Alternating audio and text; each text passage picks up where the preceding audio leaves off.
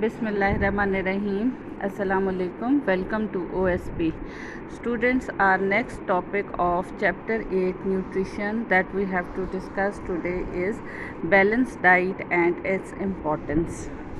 A diet is all that we consume in a day, and a balanced diet is a diet that contains an adequate quantity of the nutrients that we require in a day. As you all know, a balanced diet includes six main nutrients: fats, proteins, carbohydrates, fiber, vitamins, and minerals. And all these nutrients must present in the food that we eat. Different food items, they have different proportions of nutrients present in them, and the requirements of the nutrients that depends on the age, gender, and health of a person. If we discuss the comprehensive definition of the balanced diet, a balanced diet means getting the right types and amounts of food and drinks to supply nutrition and energy for maintaining body cells, tissues, and organs, and for supporting normal growth and development. Obviously, balanced diet is very important to maintain a proper health, and it gives a positive effect. A balanced diet that shows a positive effect on our health. Now, what is the importance of balanced diet? The question is this: balanced diet leads to a good physical and good mental health, and it helps in proper growth of the body, and it also increases the capacity to do work and ability to fight against diseases. It means it increases the immunity, and we are able to fight with different diseases properly by taking the balanced diet.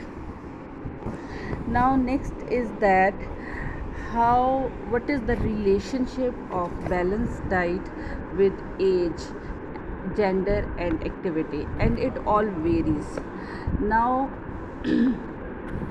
if we discuss that how the age that is affected by the balanced diet, during growth period there is high metabolic rate in body cells, and body needs food with more energy. Obviously, you know that the function of the proteins is to synthesize new body cells, so the intake of protein that should be more. Adults that need less protein per kg body weights. Obviously, as the age increases, the consumption of protein should be less, and a growing boy or a girl that needs more protein. Obviously, the physical activities are more, there is a growing age and they need more protein because in order to synthesize new cells and the replacement of the old cells properly. And children, they need more calcium and iron for growing bones and the development or the formation of RBCs respectively. Obviously, the with the age, the requirement of the nutrients that varies. Now you can see in this slide the different age groups, they are mentioned here at the top. For being physically active and healthy, nutrients, less dense low fat foods means fatty food should be avoided in this age, and there should be a person that needs to be physically fit and healthy and needs more other nutrients in quantity, more quantity as compared to the fats.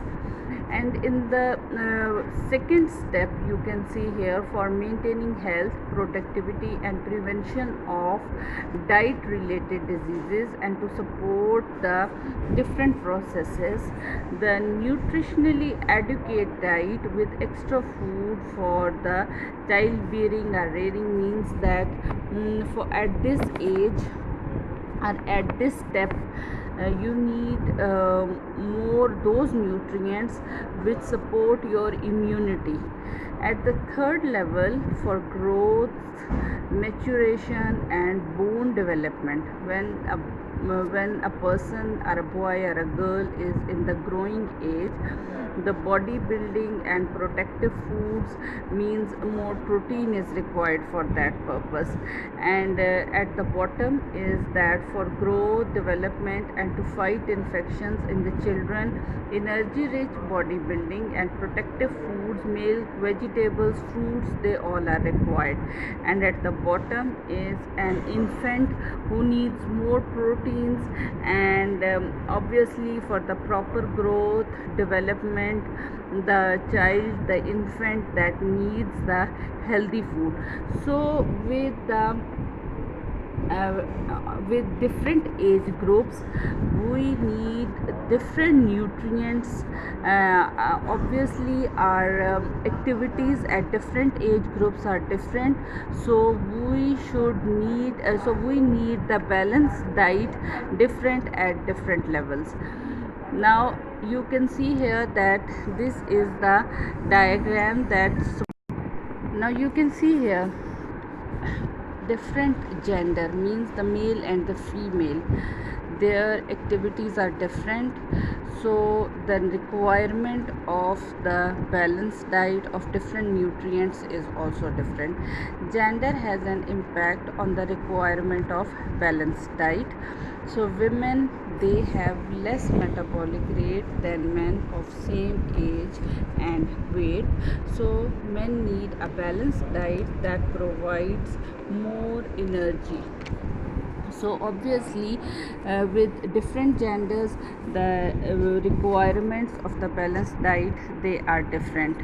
Now if we discuss with reference to the activities, how the balanced diet that varies, different people, they have different lifestyles and varied nature of work.